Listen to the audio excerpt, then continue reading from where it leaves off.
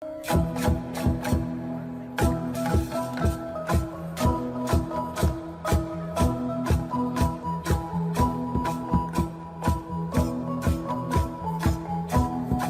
chị cha dòng mày đây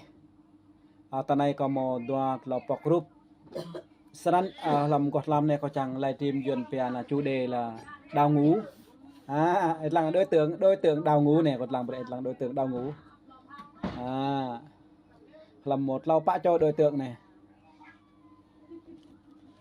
đối tượng thứ nhất này lại thao gram hả mà khanh Việt như mừng thôn năm 2020 22 này 2022 này này đào ngũ như bè dân bè đào ngũ này dal doa là nên con trai họ con trai trong tay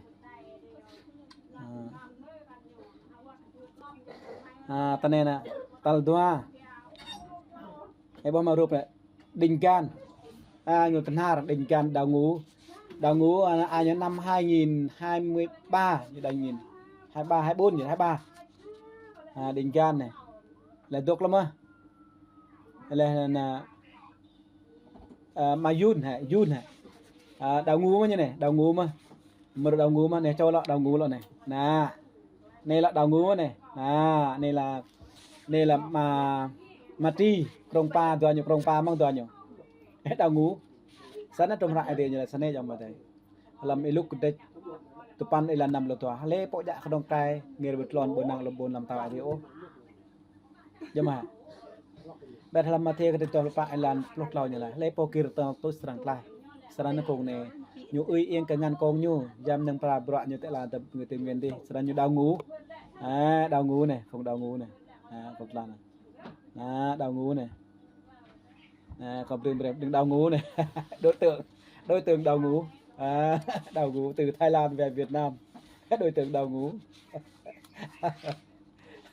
là cloud đi trong mà trời là cloud đi đào ngũ này tôi chia trong hại đây như là xí mộ lột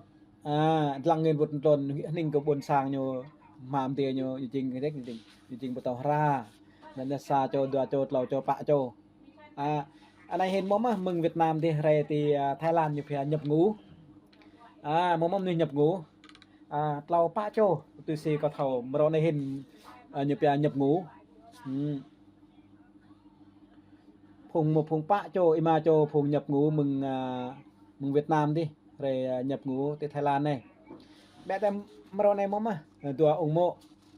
nên có cả món mà rụp như này có cả đồng địa rồi kỳ đi có đồng địa nhiều bè nhập đào ngũ nên là phùng đối tượng đào ngũ món mắm như đào ngũ mà lọ sa chô đào ngũ tua ông mộ nhau đào ngũ mà này nên là phùng đối tượng đào ngũ này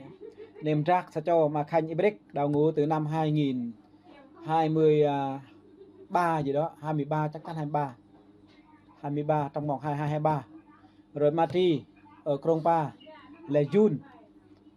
siêu Jun gì đấy mà này mà chôn thì mà chôn này Krongpa này là đình can ở bên đình can với công an này đình can này nha, đây là đình can nhé các bạn nha, đây là đình can nhá, đấy đình can đây mặc áo thun, đây là đình can các bạn, đây là người Bana, rồi cũng có một đình can nữa đấy, đình nhiêu về tới nhà rồi các bạn, có một đình nhiêu nữa để mình xem đình nhiêu thế nào. Ở đây có một đình nhiêu nữa các bạn, để mình lưu ảnh để các bạn cho các bạn xem là đình nhiêu nhiêu chứ không phải đình nhiêu mà được nhiêu. Từ từ các bạn tôi đưa lên hình ảnh nhiêu để các bạn thấy nhiêu.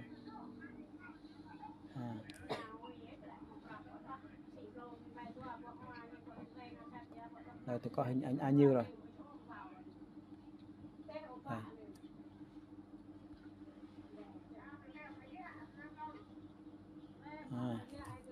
Đây mình sửa anh lại các bạn, chờ mình sửa ảnh bây giờ, sửa anh lại đây, mình sửa anh lại đây là mình sửa anh lại, anh ta sửa lại để mình đưa lên. Đây là mới đào ngũ cần 3-4 ngày đây thôi, ông này mới đào ngũ thôi, ông này mới đào ngũ thôi các bạn nha, ông này mới đào ngũ thôi. Ok xong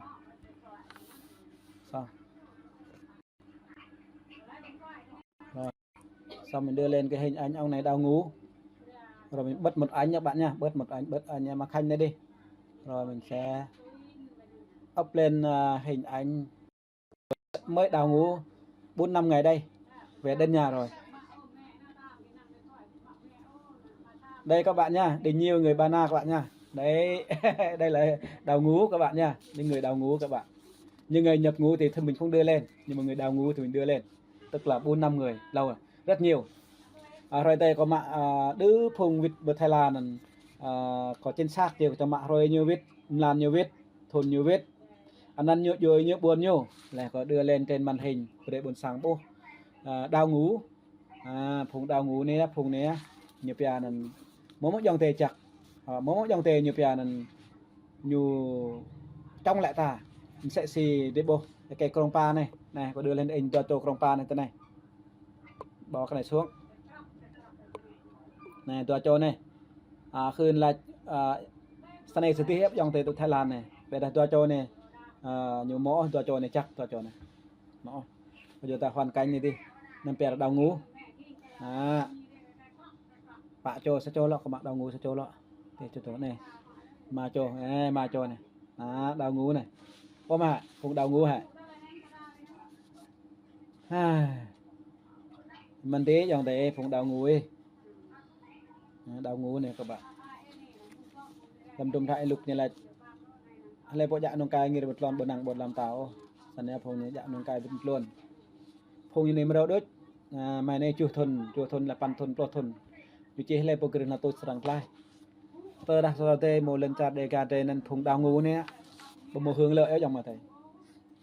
một hướng lợi đào ngũ mà tức như là như phán bội người đồng bào dân tộc Tây Nguyên phụng này sẵn này bố cá cầm đi để giặc lô ai để đồng biết làm chi chàng này